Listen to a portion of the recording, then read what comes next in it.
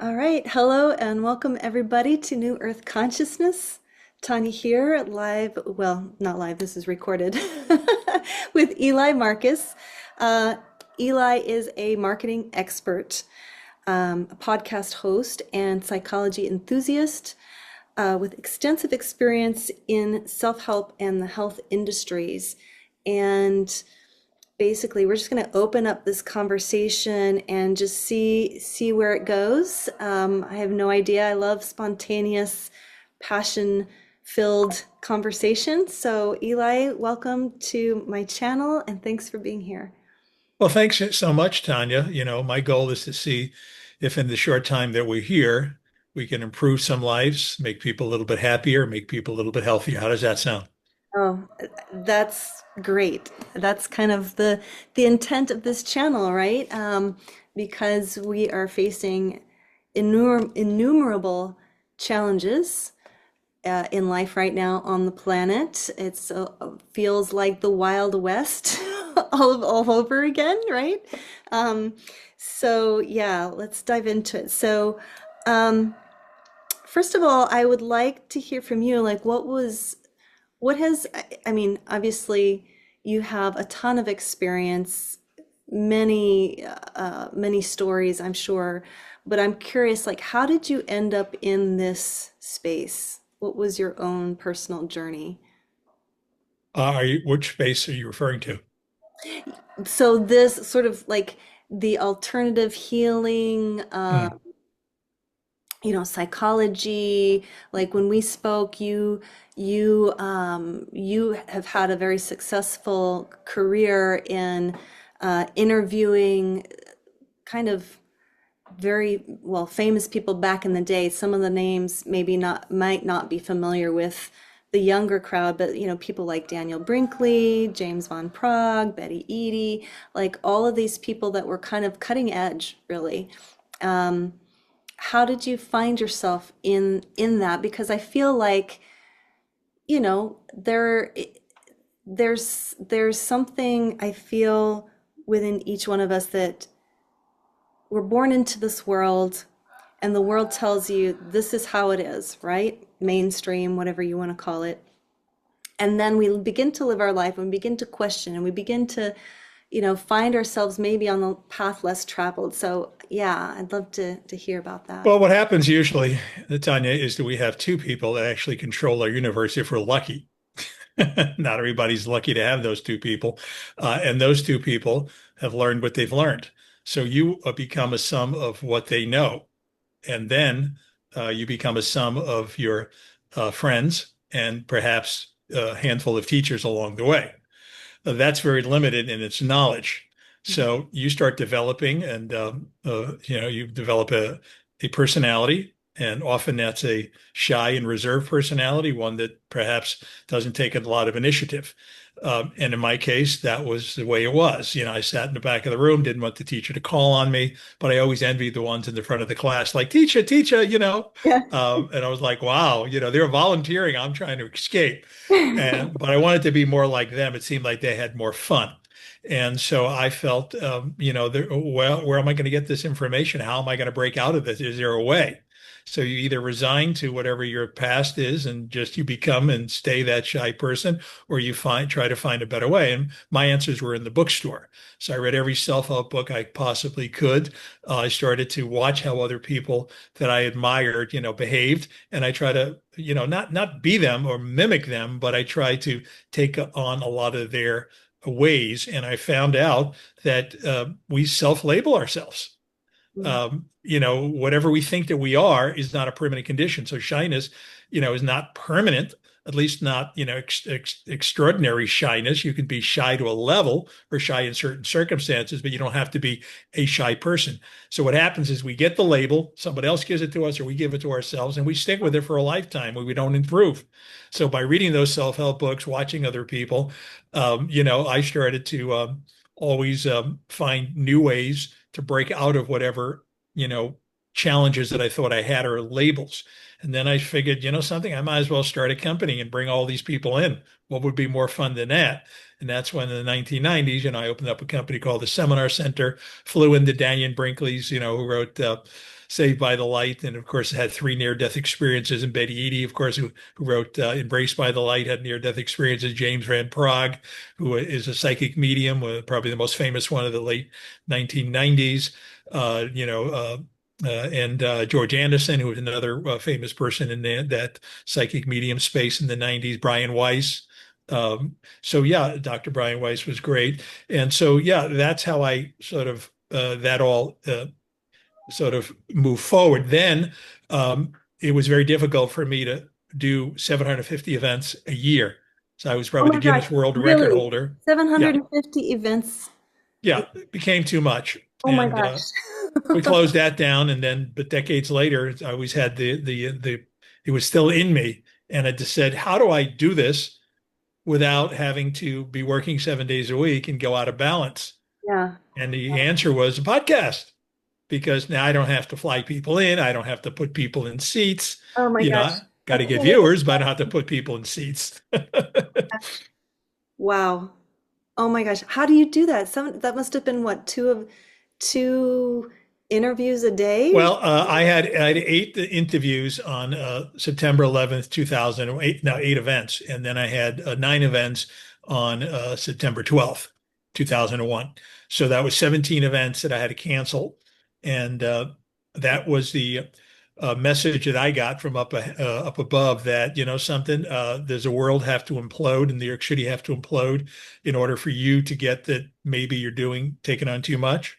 Yeah. And sometimes we get lessons in interesting ways, and that was my lesson, where I learned to downsize actually, and not need to have everything and do everything, and have every minute of my day, filled with some what I considered productivity, because I think actually silence is now often the best productivity.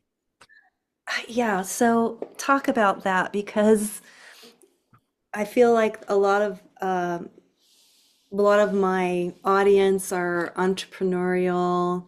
They're also healers and visionaries. And from what I've kind of noticed in just through, I'm not an expert, but seems like a lot of people they enter into this alternative space because either they were CEOs, let's say, in a company, or they worked for corporate America, they burned out, they didn't like the grind, and so they get out of it and then they jump into entrepreneurship. And then they find, oh wow, this is kind of also a grind in some ways, right? And so I feel like there's been a long time um, culture or assumption that in order to be successful, you have to do that kind of like be in that productive mindset, working all the time, hustling, wheeling and dealing and so on and so forth. So, do you tell us more about that? Do you feel like the culture is shifting or consciousness is shifting? Like, what, what do you see happening? Well, I don't really look at the world as to what external forces there are. I look at what the internal forces within us are. So every single day in history, there's turmoil, whether it's turmoil in our own backyard, or turmoil in our household, or turmoil in our city, or turmoil in some other place in the world. There's always been turmoil. There's always been a World War I, World War II, Vietnam War, Korean War, war in Afghanistan. There's always something. And so I don't allow that to really determine my success or my state of mind. You get to determine your own state of mind. External factors do not. And, the other thing is you can't force success. So you can work 7 days a week. You can't force success. And, you can only do what you can do. Now, I'm all for working hard, Mhm. but there's a point where you also have to back off, because that's actually, going to allow you not to burn out.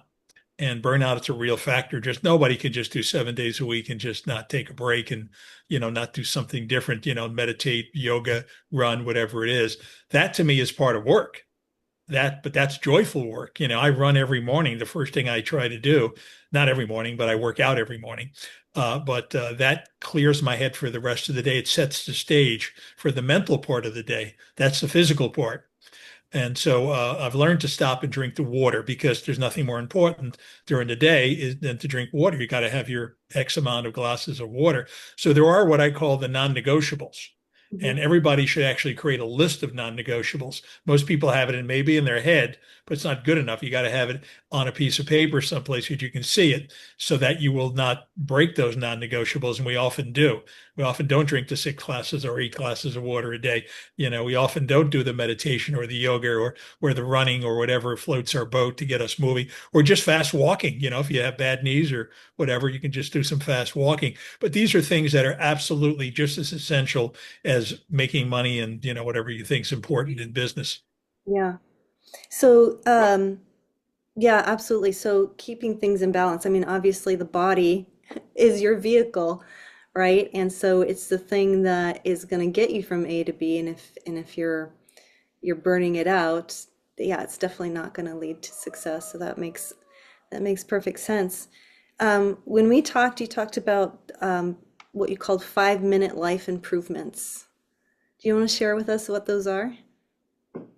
Well, in 5 minutes, you can change your entire life. Just 5 minutes of decisions, 5 minutes of again, non-negotiables during the day. And kind of, we went over a few of those. I think everybody needs to move. Movement absolutely essential. If you don't move, your body's going to break down in one way or another. The body is designed to move. It's designed to be flexible. Your heart absolutely needs the exercise. You need sustained exercise. So it's like a 20-minute brisk walk or at least 10 minutes and then 10 minutes later in the day. But you got to have, it's absolutely essential to get 20 minutes of sustained movement during the day. Again, got to have that water, just a non-negotiable. Another thing that really you're not going to hear almost anybody talk about, except for one of my mentors who I had on my podcast, Dr. Caldwell Esselstyn, is where do you get your antioxidants from? A lot of people don't get them at all, or they think they're getting them from their supplements, their multivitamins, but that's to me a synthetic.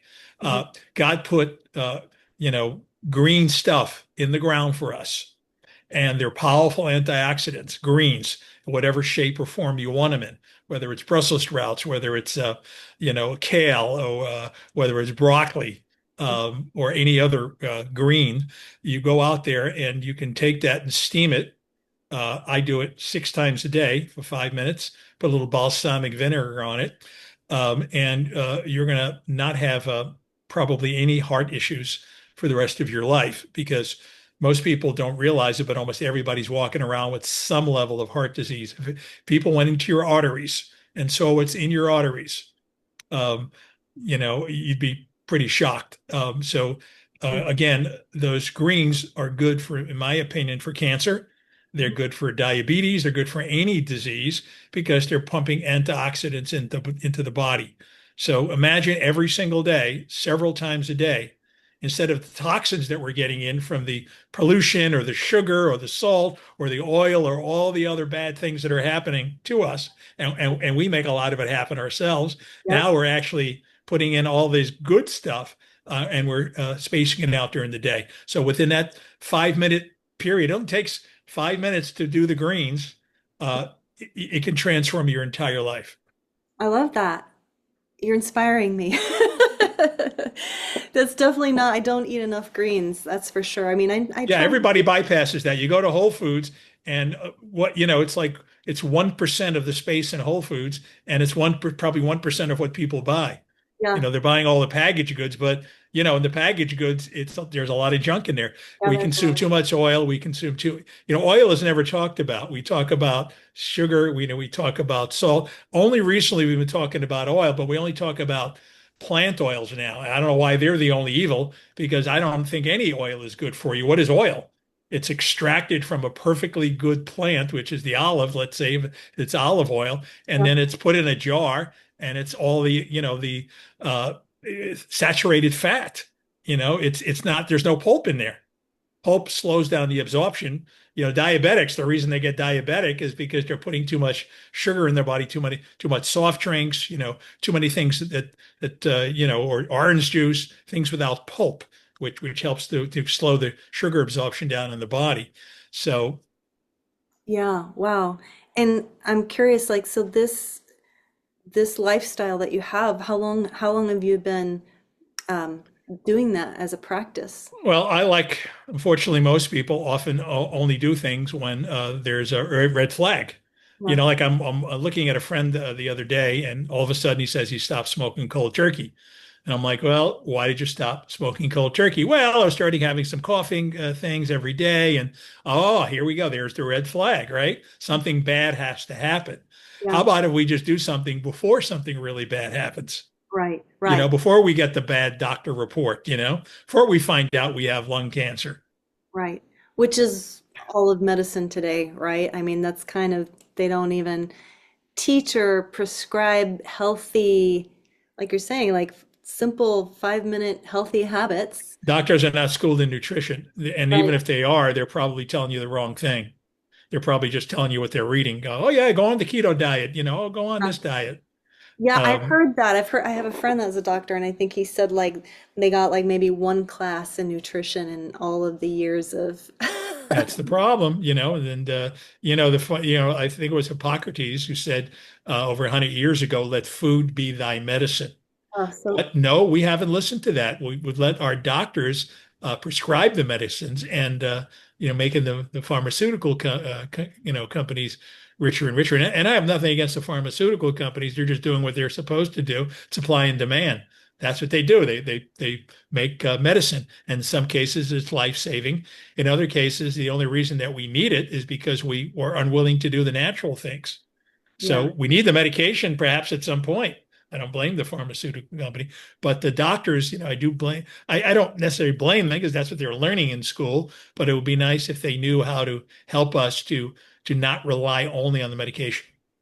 yeah, and it to me it just seems like the core of it is just how Western the Western mindset or the Western perspective on life in general, which is basically instead of looking at things holistically, they're only looking at parts, right? Like, oh, if I do Yeah. this, it does this. Oh, look, Well, it makes, but they don't consider the effect on the whole, right? And in all yeah. aspects, even Well, agriculture, let's say. Well, they're not solving the underlying issue. They're patching things up. So medications generally, tend to patch things up for the time being. They don't necessarily cure something, and then you're on it for the rest of your life. If it affected the underlying issue, you wouldn't be on it for the rest of your life. Likely, you would, you'd be able to wean off it because you somehow got to the underlying issue, which helped to eradicate it, hopefully before it's too late. I mean, if you got stage 4 cancer and it's really gotten out of hand, but even stage 4 cancer people have shown remission and live very long lives. So even though they get the bad diagnosis, but God really, at the end of the day, gives us the final prognosis. The doctor gives us the diagnosis. Yeah. So as long as we can continue to find a better path, and that's why it's important to keep seeking. That's why I do a podcast. And people say, "Well, I don't have the 15 minutes." Well, you do. You just choose not to. You just choose to watch another rerun of Sex in the City. Yeah, right. The entertainment. Yes, Yeah. right. We're putting our money towards, yeah, things that aren't real rather than actually um, expanding our knowledge and understanding of what is life. I'm really curious, and from all the people that you had interviewed during the time when you were doing that, well, and obviously, you're learning, you're continuing to interview people on your podcast. Um,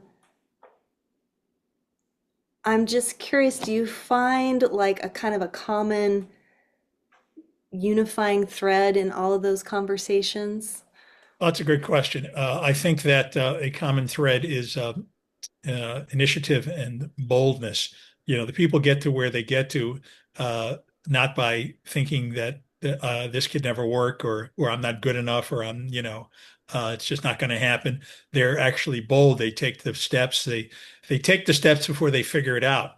They allow the process to unfold And sometimes then they figure it out as they go along. See, people think that successful people have it all figured out up front. No, they're just bold and they're willing to allow the process to unfold. I don't think anybody's got anything figured out up front. Whether it's the biggest corporations in the world, whether it's Steve Jobs at Apple, you think when he was in his garage tinkering around, he had all the answers of where this would all have ended. There would be an iPhone, whatever we are at now, 17 or whatever.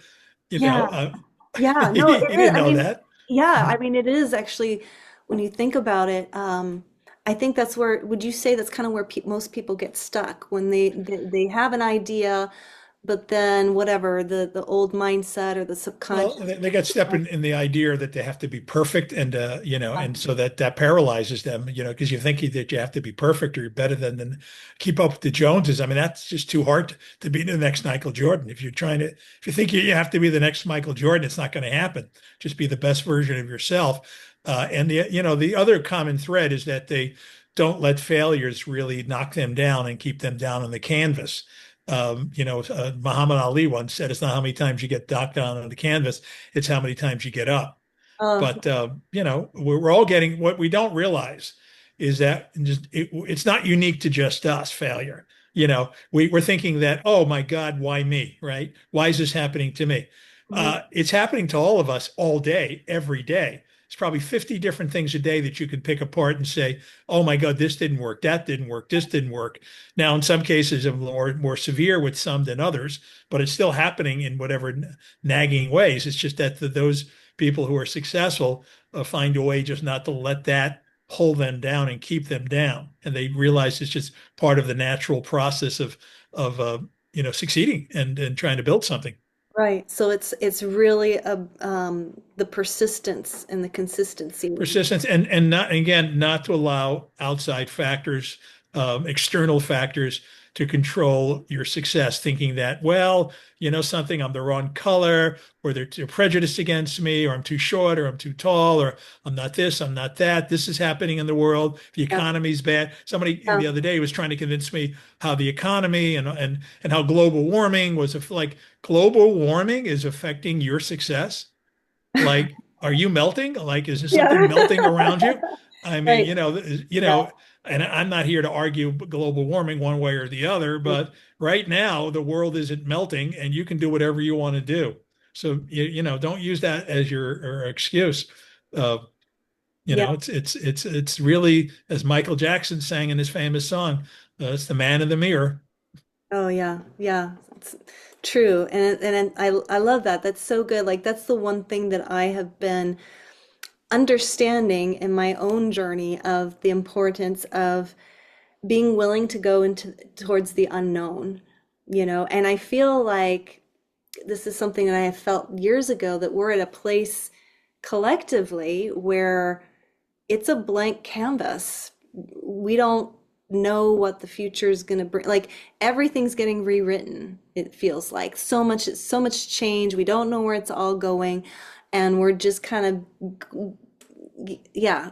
I see you nodding. Linus in the Peanuts comic strip liked his comfort blanket. It's very comforting, right? Yeah, And most of us have a comfort blanket, where we like to do the same things every day. Whether it's watching a certain TV show or eating a certain food, having that cup of coffee, whatever it is that gives us comfort. yeah, And the end of the day, it's fine to have something that's comforting. But if we have too many comforting things during the day, then we're in a status quo. And really, the successful people break out of status quo and trade one good thing. And I'm not saying some of those comforting things aren't good, but they trade good for great.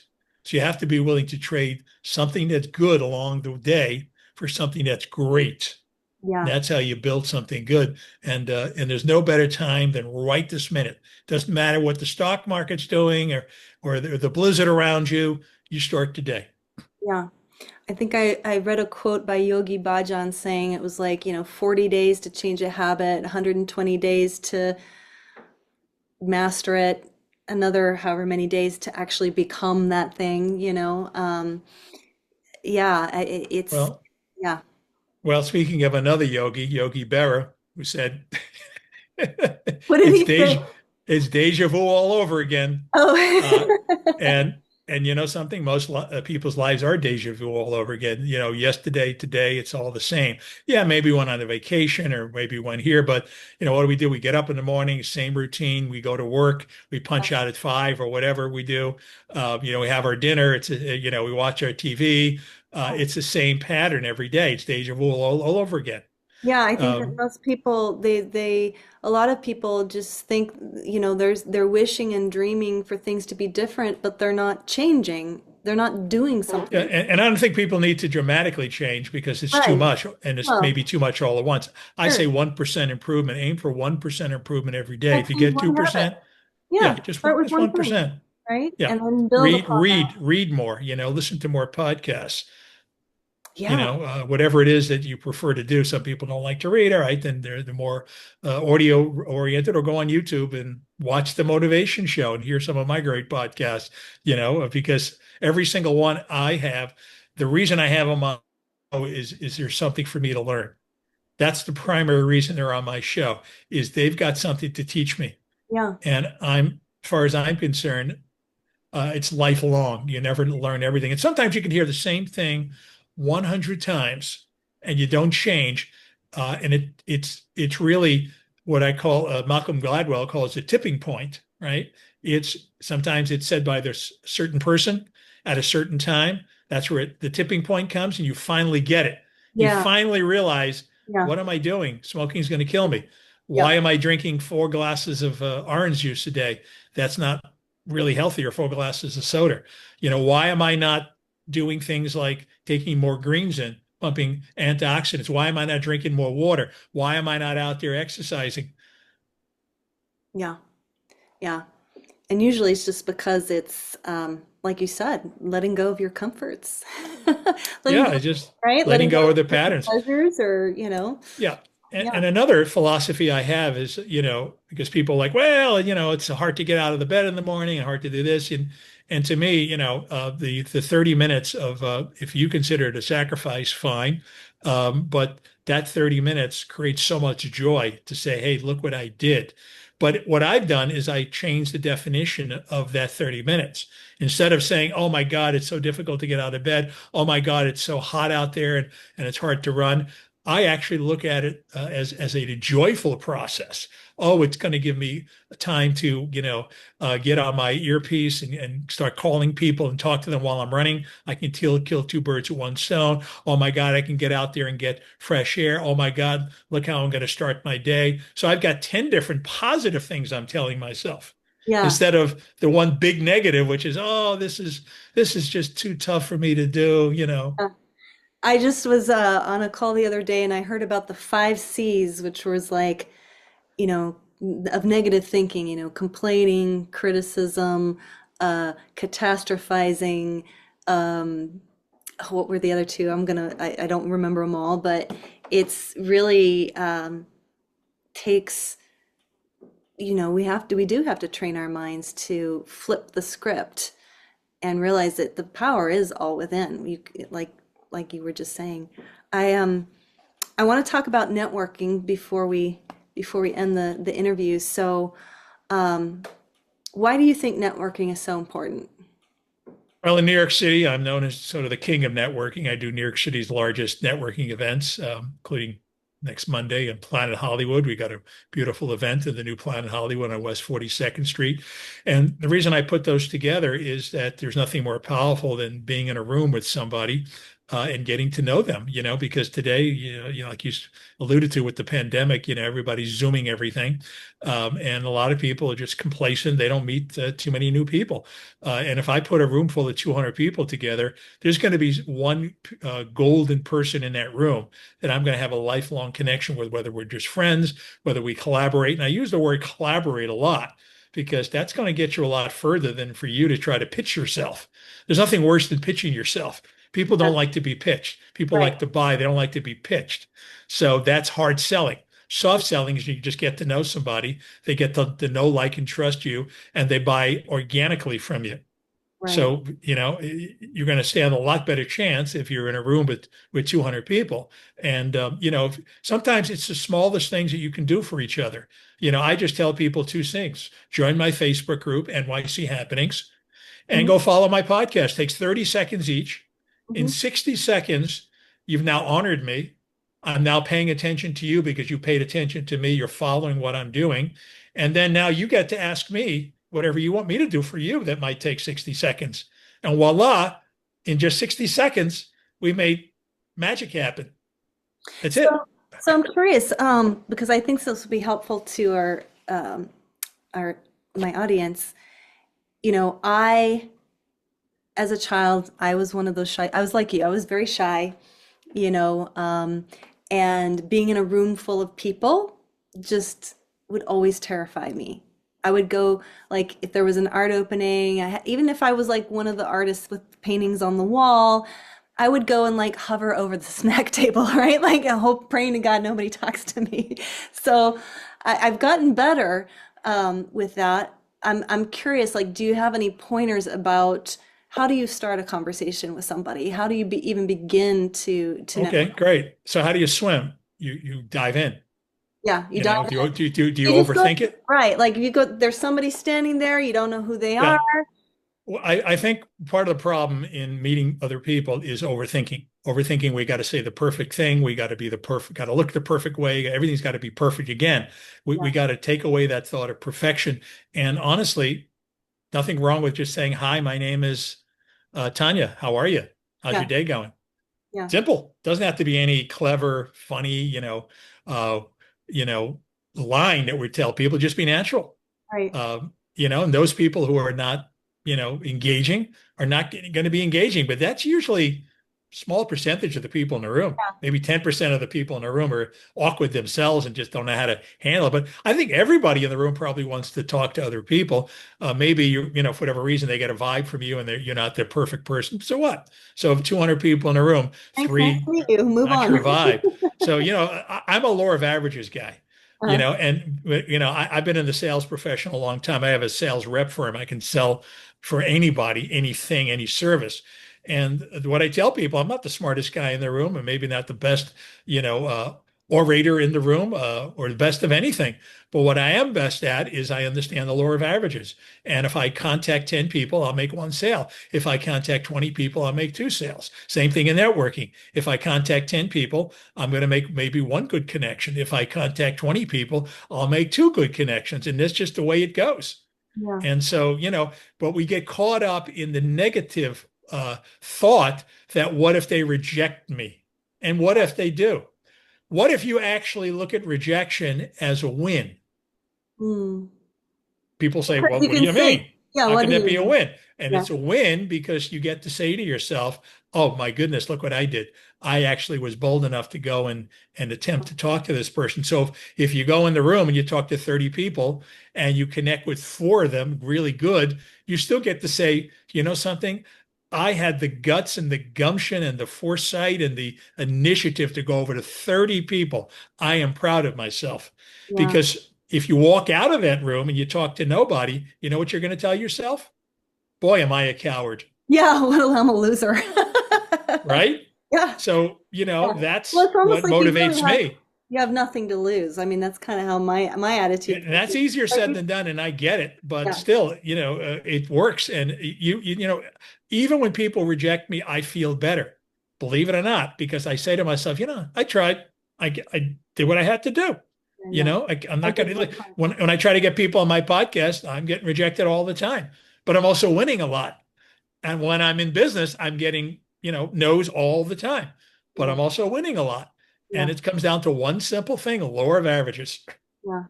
And I would think that like authenticity plays a really big part, and also like genuine interest in the other person. I think years ago, I think I heard Barbara Waters say something like, "Just ask people questions about themselves." You know? Exactly. People like to talk about themselves more than they'll talk about you. So simply ask them a question. What I like to do is notice something positive about somebody, something either that they're wearing or how they say something, or, and just compliment them. Yeah, absolutely. And And it's that'll start amazing. things off really well. Oh, really well. I mean, it's really all about energy, right? Like, I mean, you notice that when you compliment somebody, or yeah, just Tell them genuinely, they got good energy. I tell yeah, people tell me you I got great say, energy. you They're got like, good wow, energy. Yeah, I really like, yeah, I like your ideas, or I like how you speak about that, or I like how you present yourself or you carry yourself. Like I see this in you, and being genuine, you're not just making things up, right? You're not just trying to stroke egos, but like being genuinely generous, right? Generous of spirit. Um, it changes the vibe. It really Yeah. does. People just kind of light up and then they're enjoying their time with you. Yeah, but you hit the nail on the head. You answered your own question. It's the art of the questions. Yeah. The questions are the most powerful thing you can do in a networking group. Keep asking people about themselves. If somebody's a CEO, say, "Oh, wow, that's very impressive. How'd you get to become a CEO?" And simple question. Yeah. How did that all unfold? You look like you've been very successful. Tell me, what are your thoughts on success? What would you advise someone like myself? Be a little humble. They don't have to know that you're successful or whatever you're doing. Just ask them, make them feel like they're, the more successful one, Yeah. and, people like that humbleness. They like to be the teacher. Yeah, and so that kind of points to, if you are just starting out, you're in the beginning of your business or you're in the beginning of creating your vision and whatever it is.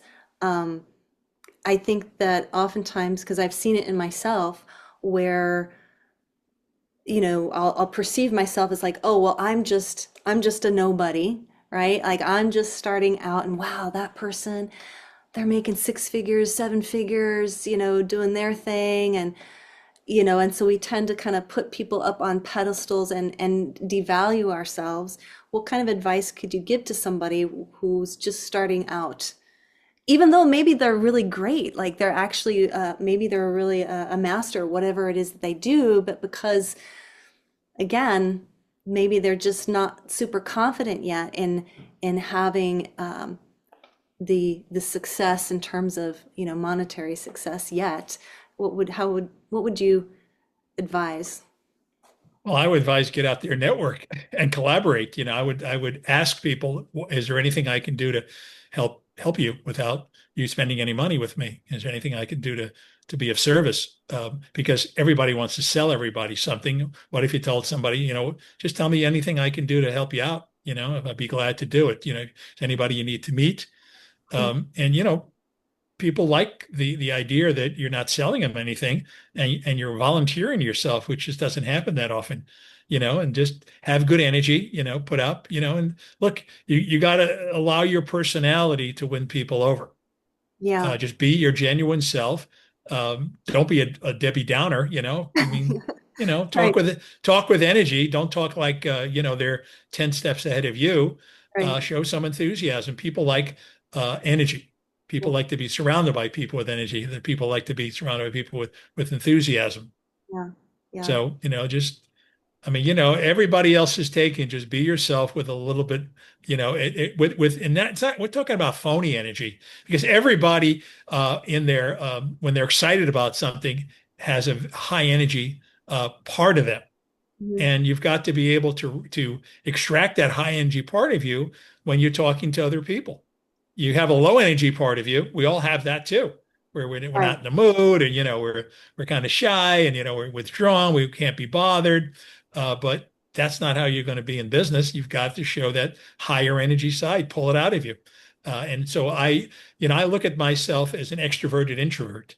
I'm always going to have that introverted part of me there, but yeah, I'm not going to allow that to be the dominant part of me when I'm talking to other people.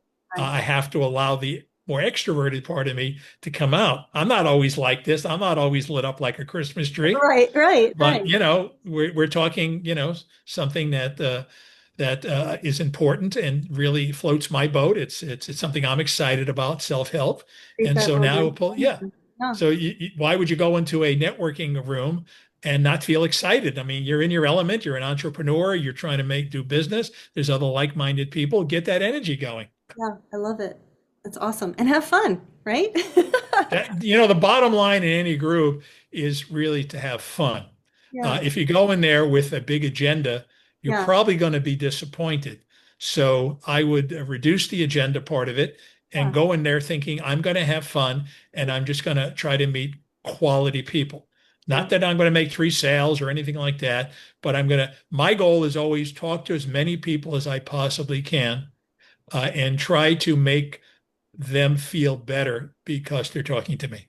That's Yeah. my goal. I love that. That's awesome. Is there anything else you'd like to share before we close out here? Anything that you've got going on that, well, first of all, I guess where can people find your podcast? Yeah, I mean, you can find me on YouTube, Spotify, Apple Podcast, Amazon, Uh-huh. radio, and iHeart, and any place where you listen to a podcast. So go in and just put in those three magic words, the motivation show. It might even be worth for you to fly to New York and come to one of my networking events, but you certainly be in my group, which is called NYC Happening. So just put that in the search bar in Facebook, and people can connect with me on LinkedIn. And if they want to email me and have any questions, or want to go more down this self-help road, they can email me at motivateA2Z@gmail.com. That's motivate A, the number two, the letter Z. So motivate A2Z@gmail.com. Hey, got it. And EliMMarcus.com is my website. Eli M. Marcus. Got it. M is my middle initial. Okay, EliMMarcus.com. Got it. ELI, the letter M, and then MARCUS. Got it. Awesome. Well, Eli, this has been really great. Thank you so much for being here, and Thank you, Tanya. It's been fun. thank you to the See, we viewers. had fun. It's like Yeah, a we had networking event, you fun. see? Exactly. We have a connection. We know each other. Who knows how our connection will unfold down the line, right? And, my question to you is, let me know how I can serve you without you spending any money, and anything I can do that, won't take me flying across the earth. I'm happy to help be of Yeah. service, Please share and have this a stuff. lifelong connection and collaboration. Yeah, And that's what it's absolutely. all about. Yeah. So please like and subscribe. Check out Eli's website and his podcast. Um, and until next time, enjoy the rest of your day. Stay blessed, everybody. Bye for now.